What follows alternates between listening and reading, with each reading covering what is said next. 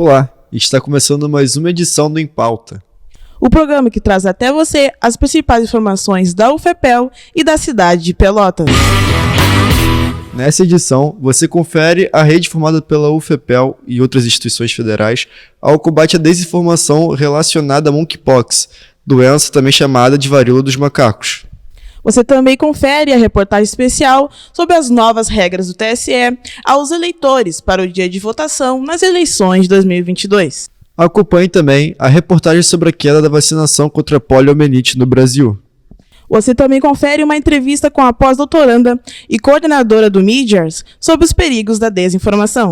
O Em Pauta começa agora.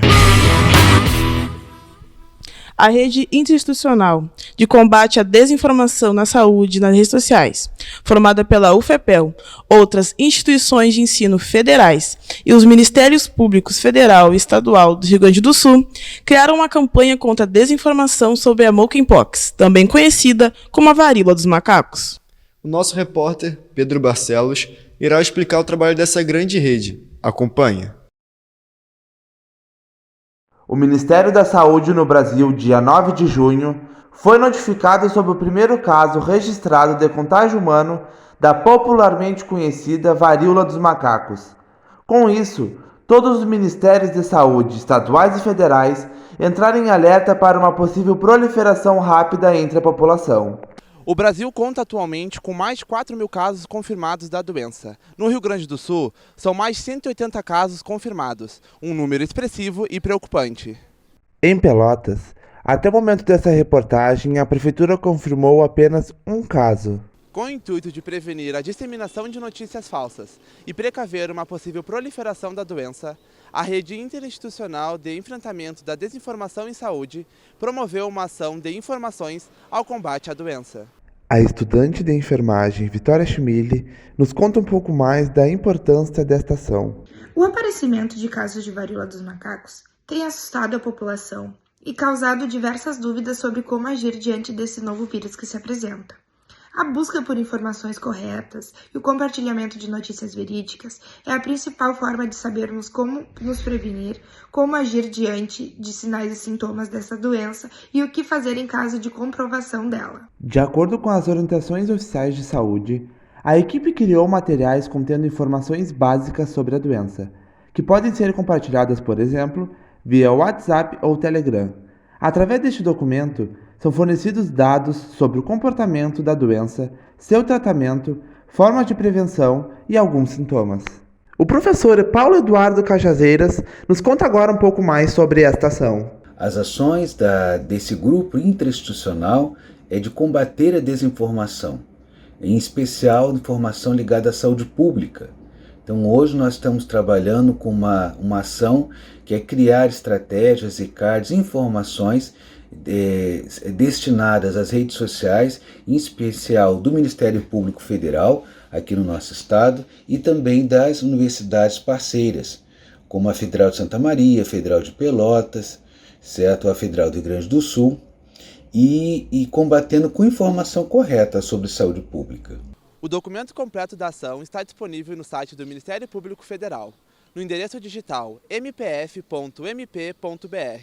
na aba de atuação Monkeypox, e também nas redes sociais da Universidade Federal de Pelotas. No dia 2 de outubro, acontece o primeiro turno das eleições de 2022. Confira as principais mudanças no processo eleitoral na reportagem de Josimara Mediato. Faltam menos de 2 semanas para as eleições de 2022. Neste ano, os eleitores vão às urnas para escolher seus representantes do Senado, Câmara dos Deputados estadual e federal, governadores e presidência da República. No local de votação, não é obrigatória a apresentação do título de eleitor. Basta saber a sua seção ou ainda apresentar o e-título, disponível no site da Justiça Eleitoral. Ao chegar na sua seção eleitoral, o registro biométrico poderá ser coletado até 4 vezes. Caso não seja reconhecido, o presidente da zona eleitoral deverá solicitar a assinatura do eleitor. Na cabine de votação, não é permitida a presença de celular, máquina fotográfica ou qualquer aparelho eletrônico que possa comprometer o sigilo do voto. Por isso, o eleitor será obrigado a deixar seu celular ou qualquer outro aparelho com o mesário antes de ir à urna. Eleitores que possuem alguma deficiência poderão contar com o auxílio na hora da votação, mesmo que não tenha sido realizada a solicitação prévia do serviço. No dia da votação, os eleitores podem manifestar suas preferências políticas através de camisas, bandeiras e botões. Mas vale ressaltar que não é permitido a realização de comícios no dia ou ainda propaganda eleitoral com os famosos santinhos. Ações como essas são consideradas crimes eleitorais. A Maíra Soares é advogada e mesária nas eleições. Ela nos explica quais os cuidados os eleitores devem ter na hora de votar, para não cometer nenhum crime eleitoral. Segundo a nossa lei das eleições, no artigo 39A, o eleitor ele pode se manifestar de uma forma silenciosa e individual. Então, os eleitores que, quando forem votar, eles podem usar camiseta, podem usar broche, podem usar adesivos, podem usar até a bandeira, mas de uma forma individual e silenciosa. Então, o eleitor não pode se agrupar, e daqui a pouco usar camisetas padronizadas, criar boca de urna em grupos, Então, o ideal é que o eleitor vá, pode fazer sua manifestação, mas de forma silenciosa e individual. A votação ocorre no próximo domingo, dia 2 de outubro, e as urnas abrem às 8 horas da manhã e encerram às 17 horas. No próximo bloco, você verá a reportagem sobre a queda na vacinação contra a poliomielite no Brasil. Confira também a entrevista com a pesquisadora do Midgers. O Em Pauta volta já.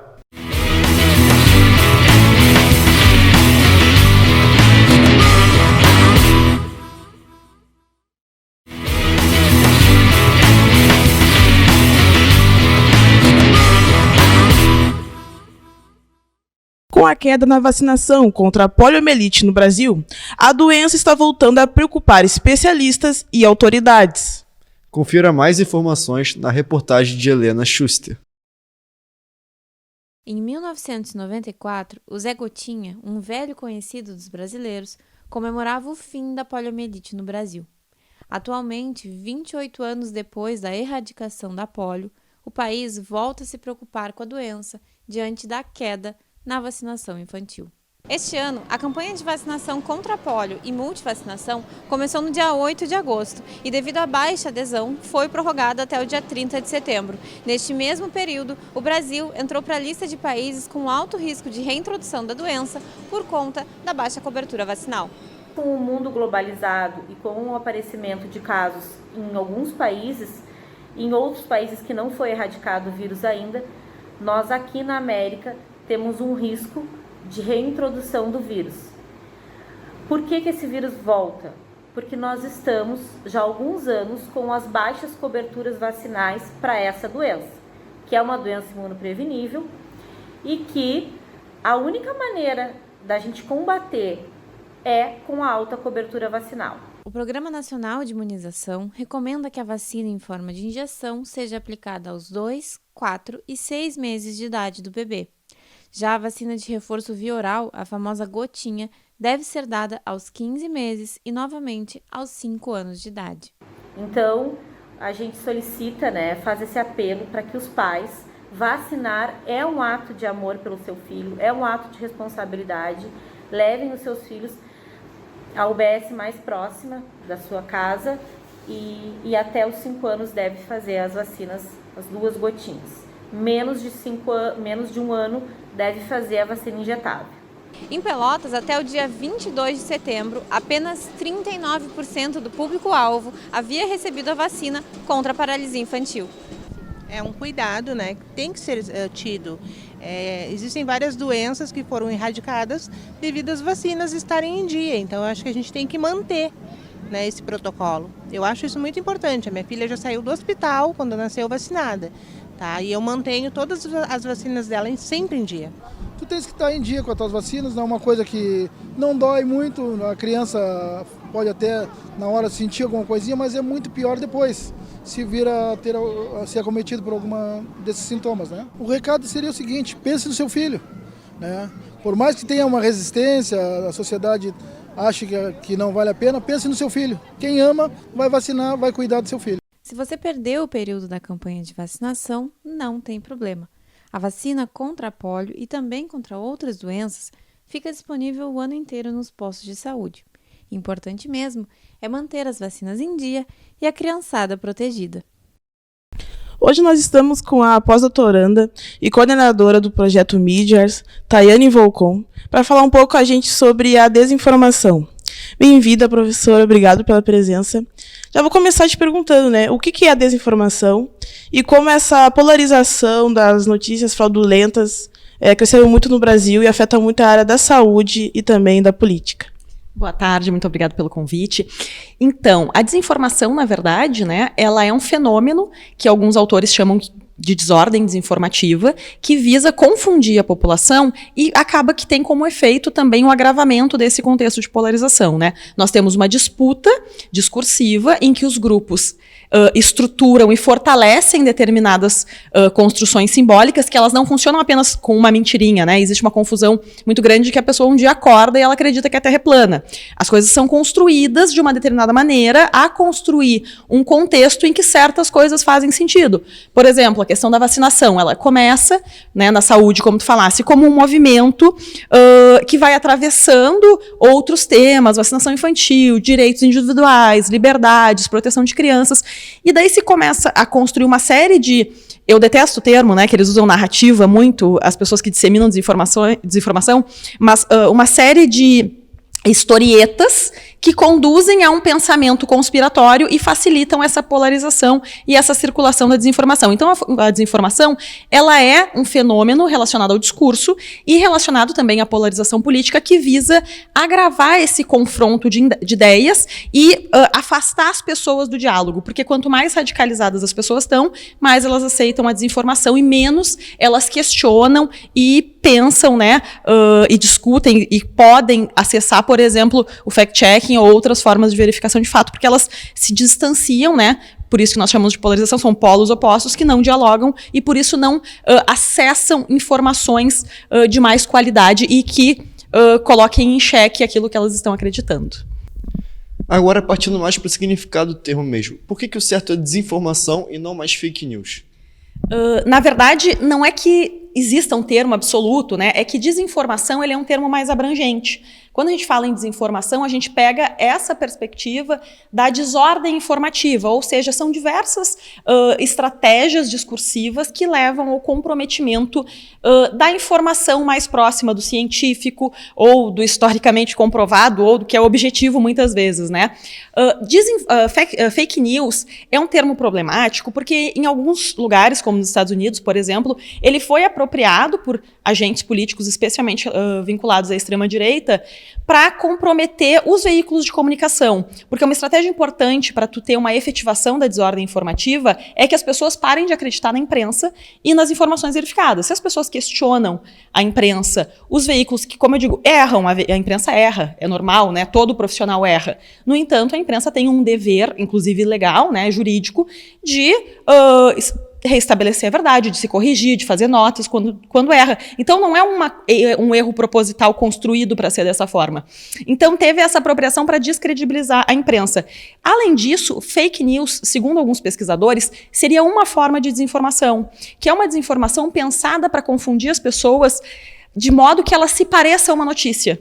Sabe, tem muitos portais, supostamente portais de notícia, que no Brasil se popularizaram muito de 2016 para cá, que eles emulam, muitas vezes, até páginas de grandes portais de notícia, como o G1, o Globo, se parecem esteticamente muito e publicam ali informações que não são verdadeiras e que elas emulam notícias. Alguns pesquisadores chamam esse tipo de informação que emula uma notícia de fake news, que ele tenta ser uma notícia, mas ele é uma notícia falsa. No entanto, é um termo em disputa frequente. Nós optamos, enquanto pesquisadores, de trabalhar com o termo desinformação, que é uma informação feita mesmo para confundir as pessoas e para gerar esse fenômeno, ou agravar o fenômeno da desordem desinformativa que nós temos. Então, professora, quais são os perigos da divulgação das notícias falsas para a sociedade? Então, Marisa, principal problema da divulgação, do compartilhamento de notícias falsas é que muitas pessoas que compartilham essas notícias, elas não sabem que as notícias são falsas e as pessoas que recebem também não. Muitas notícias falsas parecem inofensivas, Durante a pandemia, nós vimos muitas notícias falsas que eram relacionadas a tomar determinados chás, fazer gargarejo, pegar sol, que não são necessariamente coisas ruins ou que né, vão ter um efeito maléfico para aquela pessoa que fizer esse tipo de coisa. O problema é que esse tipo de desinformação, ele vai criando um ambiente de confiança onde não é um ambiente de confiança, né? As pessoas começam a assimilar como informação tudo aquilo que recebem de grupos de WhatsApp, em plataformas de rede social, de sites não verificados e não confiáveis. E esse comportamento de compartilhar notícia falsa, ele começa a gerar um processo de descredibilidade, né? É difícil de saber onde se obtém uma informação de qualidade. E isso é um efeito dessa desordem desinformativa que a gente tem com a desinformação, né, e com as fake news. Outra coisa, muitas vezes é uma notícia aparentemente inocente, é uma informação aparentemente inocente, né, como beber um chá. Outras vezes são desinformações muito graves e que podem causar muitos prejuízos para as pessoas. Por exemplo, nós coletamos muita desinformação no início da pandemia, recomendando que as pessoas fizessem gargarejo com desinfetante ou bebessem água fervendo, por exemplo, para combater a Covid. Isso não só era falso, é uma informação falsa, como é uma coisa prejudicial. Alguém pode, de fato, fazer isso e ter um prejuízo à saúde. Então, nós nunca temos como mensurar quando que uma informação equivocada ela vai causar mal para alguém. Por via das dúvidas, é sempre melhor checar. Se tu não tem certeza da informação, não compartilha, porque pode ser que para alguma pessoa aquilo seja de fato prejudicial, né? Tu pode nem fazer aquilo que recomenda a mensagem, né, a publicação, mas tu manda para alguém que faz e essa pessoa se prejudica, e isso é muito ruim. Então, sempre procure, confirme, verifique em algum... Tudo bem que daqui a pouco não gosta de um portal de notícia ou de outro, mas verifique em algum outro lugar. Se a informação é verdadeira, ela é segura, ela vai ter circulado, nem que seja na Agência Brasil, né, que é o portal de notícia institucional oficial do Brasil. Então, é muito importante esse processo para evitar de prejudicar outras pessoas, né, além de contribuir para o agravamento desse contexto de desordem desinformativa que nós temos hoje, que é muito prejudicial para a saúde, para a política, para a sociedade como um todo. Além disso, professor, o que deve ser feito para essas pessoas não caírem ou divulgarem essas notícias falsas? Uma das coisas mais importantes para a gente combater a desinformação é sempre incentivar as pessoas a terem uma dieta informativa, que nós chamamos, né, diversificada. O que é isso? Consumir informações de ambientes diversos. Tudo bem, tem pessoas que têm o hábito de ler um determinado jornal ou ouvir uma determinada rádio, mas tente fazer isso de plataformas e de empresas mesmo variadas. Não leia o mesmo portal de notícias da rádio que você escuta e que você assiste o telejornal, por exemplo. Eventualmente, escute uma rádio do seu estado, leia um portal de notícias ou dois, né, diferentes. Nem sempre você vai concordar, e é muito importante a gente ler informações que a gente não necessariamente concorda, porque se nós estamos concordando com toda a informação que nós recebemos, possivelmente nós estamos numa bolha informativa, né, ou seja, nós estamos vendo a realidade através de uma perspectiva muito limitada, onde a gente só está consumindo aquilo que os algoritmos entendem que nos agradam, e isso nem sempre é informação de qualidade. Então, busquem informações diversas, conversem com as pessoas sobre temas, especialmente saúde. Se tem dúvidas sobre um determinado medicamento, uma determinada receita caseira, procure em outros lugares, né? Então, é muito importante consumir informações diversificadas. Isso vai reduzir as chances da pessoa se isolar numa bolha informativa ou desinformativa, né? E também de compartilhar informações de baixa qualidade. Além disso, o Brasil tem muitos bons portais de verificação de fatos, né? A maioria dessas informações falsas que circulam de maneira mais frequente nas redes sociais ou nos grupos de WhatsApp, por exemplo, e de Telegram, elas já foram verificadas por algum portal de notícias, né? Esse trabalho é muito sério, esse trabalho ele exige e ele possui equipes enormes trabalhando, se dedicando. Muitos jornalistas e pesquisadores trabalham nesse sentido de combater a desinformação e de estar verificando mesmo informações que circulam, né? Então procure, não gosta do portal do jornal A, procure o portal de verificação de fatos do jornal B, mas procure, em caso de dúvida, procure se alguma plataforma de checagem de fatos não desmentiu já essa informação. Então, diversificar a dieta e procurar também a verificação de fatos é muito importante para reduzir esse problema que nós temos hoje no Brasil. Tá certo, então, professora, muito obrigado pela tua presença. A gente fica muito feliz com a parceria com mídias que fazem um trabalho muito importante contra a desinformação. Muito obrigada. Sempre que precisarem, estamos aqui. O Em Pauta vai ficando por aqui. Nos acompanhe em nossas redes sociais. Até o próximo programa.